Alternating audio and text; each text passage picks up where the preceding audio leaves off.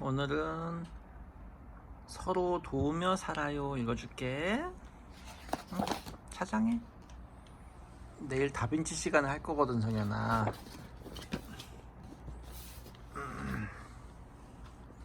우리는 친구예요. 작은 물고기 흰동가리는 누가 쫓아오기만 하면 말미잘 속으로 몸을 숨깁니다. 말미잘의 촉수에는 치명적인 독이 있는데 흰동가리는 끈끈한 점액으로 몸을 보호할 수 있지요. 말미잘에게도 흰동가리는 귀찮은 존재가 아닙니다. 흰동가리가 왔다 갔다 하며 딴 물고기를 말미잘에게 유인하기도 하고 먹고 남은 찌꺼기를 말미잘에게 주기 때문입니다. 다른 종끼리도 친구가 될 수 있냐고요? 물론이죠.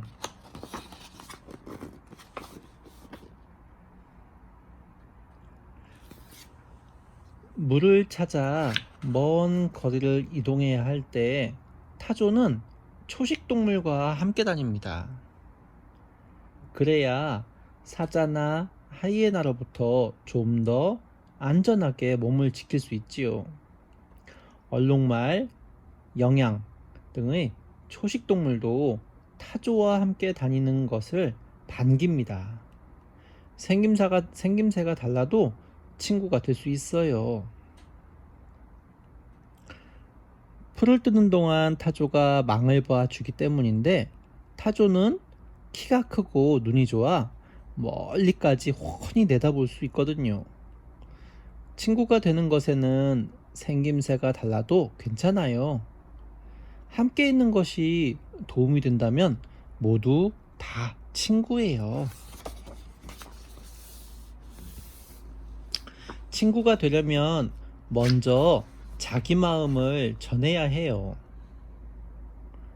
몸 크기가 아주 다른 곰치와 청소 놀래기도 친구로 지내요.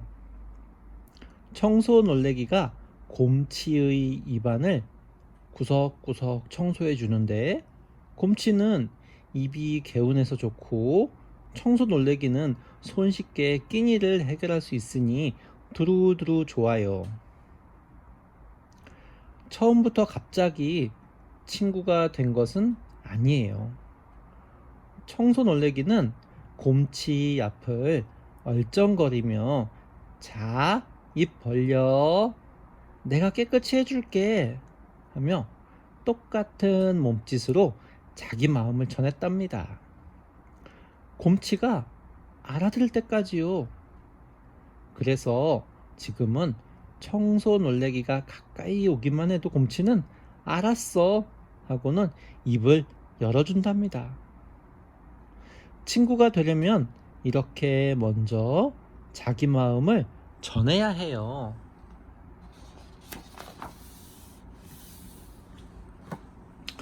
친구 사이에는 믿음이 중요합니다. 악어에게도 입안을 청소해주는 친구가 있어요. 물떼새입니다. 그런데 물떼새가 열심히 양치질을 해주고 있을 때 악어가 실수로 또는 장난으로 입을 닫아버리면 어떻게 될까요? 물떼새는 기겁을 하겠죠. 실수로 그랬다면 얼른 사과하면 되지만 장난으로 그랬다면 그건 문제가 달라요. 친구 사이에는 믿음이 정말 중요합니다. 친구가 나를 해치지 않을 거라는 믿음, 친구가 나를 나쁘게 대하지 않을 거라는 믿음이 있어야 해요. 그런 믿음이 없다면 어떻게 작은 물떼새가 스스로 악어 입안으로 들어가겠어요? 그야말로 한입거리도 안 될걸요?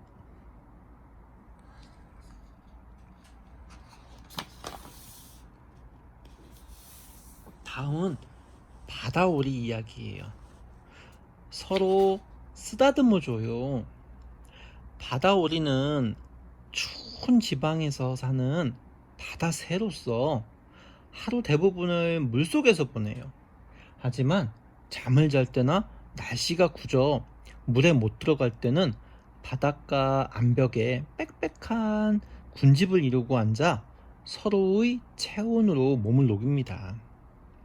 찬바람이 세차게 몰아치면 어떻게 하느냐고요? 바다오리들은 몸을 더욱 바싹바싹 붙입니다. 그러곤 서로를 쓰다듬으며 살을 애는 추위를 함께 이겨냅니다.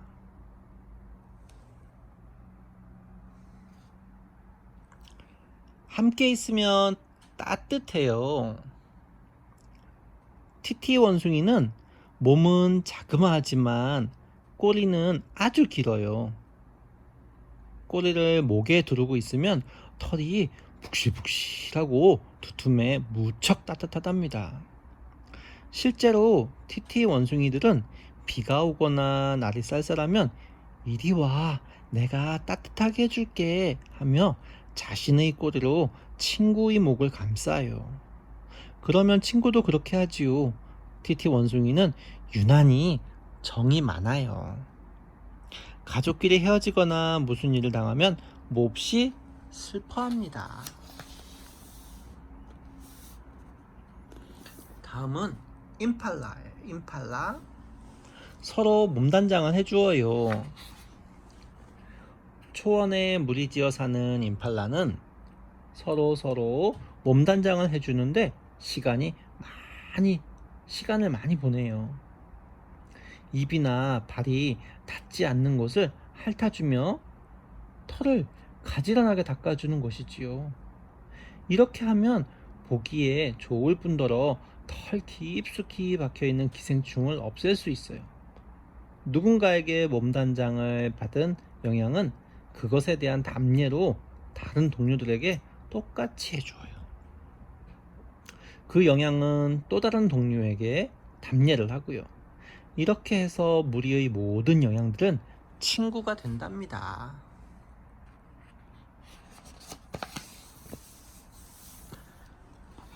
이번엔 돌고래 이야기예요. 몸이 약하거나 다친 친구를 보살펴요. 돌고래는 지능도 높지만 동정심도 많아요. 무리 중에 몸이 약한 동료나 다친 동료가 있으면 곁에 머물면서 보살핍니다.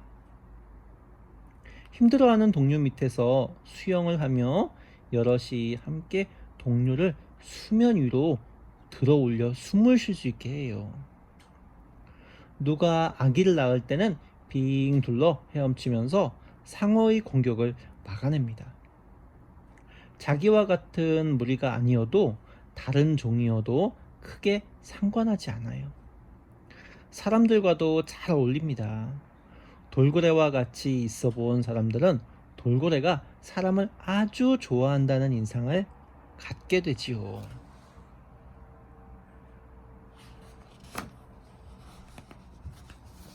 다음은 제칼이야, 제칼. 엄마 아빠 대신 어린 동생을 돌봐요. 제칼은 사슴과 같은 초식 동물을 혼자 사냥하기에는 몸이 좀 작아요. 그래서 엄마 아빠는 어린 보모에게 아기들을 맡기고 함께 사냥에 나섭니다. 보모가 누구냐고요? 바로 그건 그 전해 먼저 태어난 어린 제칼입니다. 제칼은 보통 1년이면 독립하지만 종종 부모 곁에 좀 더 머물며 아기 동생들을 돌봐주기도 해요. 보모가 할 일은 많아요. 천적으로부터 아기들을 지키고 아기들과 놀아주고 영역을 벗어나지 않도록 단속하지요. 엄마 아빠는 안심하고 사냥에 나설 수 있으니 좋고, 어린 보모는 부모한테서 먹이도 얻고 필요한 기술도 더 배울 수 있으니 좋아요.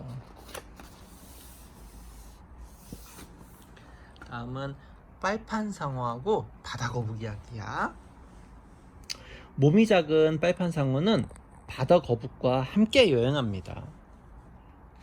머리 위에 난 빨판을 바다거북의 몸에 붙이고 무임승차를 하는 셈이지만 그 대신 빨판상어는 바다거북의 몸에서 기생충을 잡아주어요.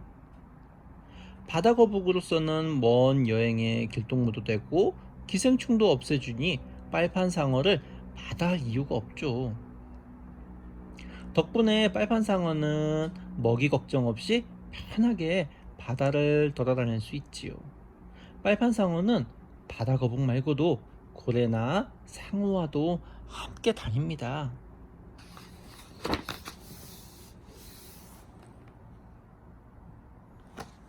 다음은 제비 이야기. 힘들 때는 격려를 해주어요. 제비는 따뜻한 곳을 찾아 먼 거리를 이동합니다.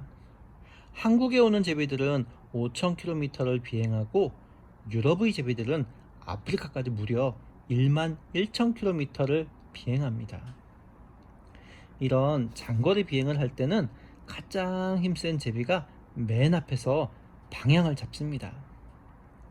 그 다음으로 힘센 제비들은 무리의 가장자리에서 날면서 제비들이 흩어지지 않도록 살펴요. 어린 새끼들은 가운데에서 날면서 어른들의 보호를 받지요. 가장자리 새들이 기운이 빠지면 안쪽에서 날던 새가 교대를 해주어요. 자꾸 뒤처지는 새가 있으면 곁에서 함께 날며 조금만 더 가면 돼. 정신 차려. 기운을 내. 하고 말해요. 힘들 때 격려해주는 친구 정말 좋지요?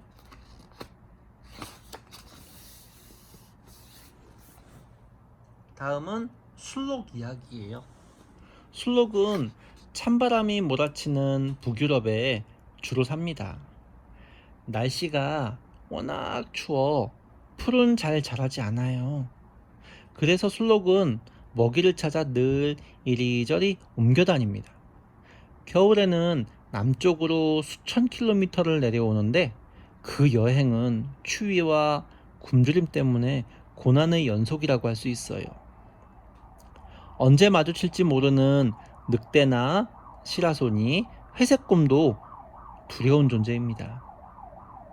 이런 여행을 친구 없이 혼자 해야 한다면 얼마나 슬플까요? 친구와 함께라면 힘든 것은 반으로 줄고 즐거움은 2배가 된다는 말이 있어요.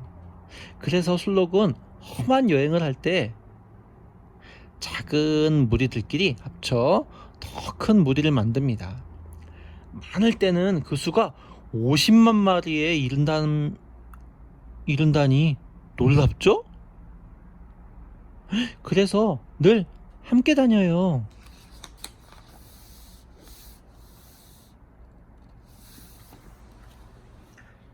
다음은 뭘까? 멀리서 보면 거대하게 보여요. 수만 마리가 모여 형성된 무리를 거대 무리라고 합니다. 물고기들의 거대 무리는 물속에 둥둥 떠다니는 하나의 숲처럼 경이로워요. 큰 물고기가 나타나면 더욱 거리를 좁혀 단단한 덩어리를 이루지만 위험이 없을 때는 파도에 휩쓸리며 하늘하늘 우아하게 바다를 여행합니다. 서로를 살피고 배려하지 않으면 이런 여행은 불가능하겠죠? 속도도 맞추고 방향이나 간격도 일정해야 하니까요. 한마음 한뜻이 아니라면 조금도 같이 있지 못할 거예요.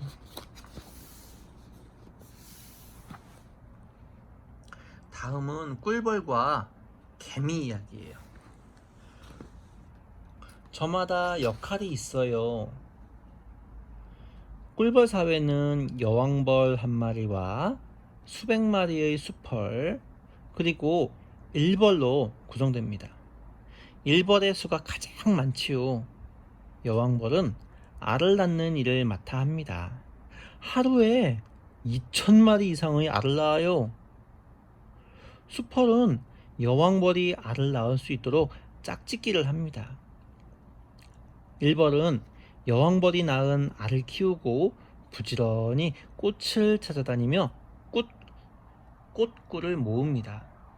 여왕벌과 수펄, 일벌 중 누구라도 이를 게을리하면 꿀벌 사회는 무너지고 말아요. 다음은 개미 이야기예요. 함께라면 못할 게 없어요. 늘 바쁘게 움직이는 개미는 패배를 두려워하지 않는 용감한 전사입니다. 누가 흙을 잘못 파헤쳐 이들의 요새를 건드렸다면 100만 마리의 개미 병사의 무자비한 공격을 받아들일 각오를 해야 해요. 혼자서는 못하는 이들라도 동료들과 함께라면 아무 문제 없어요. 그것을 알기에 개미들은 자기보다 더 큰 동물들에게도 과감하게 맞서 싸웁니다. 다음은 물소 이야기. 물소는 덩치가 크지만 풀만 먹는 채식주의자예요. 오히려 사자나 표범, 하이에나의 먹잇감이 됩니다. 이 노련한 포식자들은 주변을 어슬렁거리다가 어느 물소가 무리에서 살짝 벗어나거나 방심하고 있으면 끈질기게 달라붙어 쓰러뜨립니다. 아기들은 손쉬운 상대입니다. 그래서 물소들은 적이 나타나면 아예 아기들을 무리 한가운데로 몰고 그 주위를 한치 틈도 없이 빽빽하게 둘러섭니다. 그러고는 큰 뿔을 적에게 들이대며 덤벼라! 이 큰 뿔로 막아버릴 테야! 하고 위협합니다. 그렇구나. 다음은 사자 이야기야. 무서울 것이 없는 사자도 큰 동물을 사냥할 때는 동료들과 힘을 합칩니다. 이럴 때는 치밀하게 작전을 짭니다. 한 사자가 먹잇감을 몰면 다른 사자는 몸을 숨기고 있다가 옆에서 치고 들어오고 또 다른 사자가 불쑥 나타나 겁을 주는 식이죠.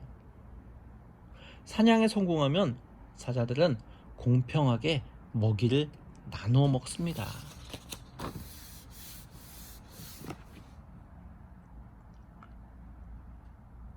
서로 돕고 살아야 편안하고 행복해요. 해마는 고아가 된 아기 해마를 기꺼이 입양해 키웁니다. 흡혈박쥐와 개미는 굶주린 동료에게 먹을 것을 나눠주고, 흰꼬리 사슴은 천적이 나타나면 흰꼬리를 바짝 들어 동료들을 조심시켜요. 물론 영역 다툼을 할 때나 서열을 정할 때는 동족끼리 격한 싸움을 벌입니다. 그러나 그것은 우열을 가리기 위한 것일 뿐 서로를 죽이지는 않아요. 이외에는 대부분 서로 돕고 협력하며 살아갑니다. 하물며 다른 종끼리도 도움을 주고받아요. 서로 돕고 살아야 편안한 세상이 된다는 것을 동물들은 어떻게 알았을까요? 끝! 땅강아지님, 잘 자요.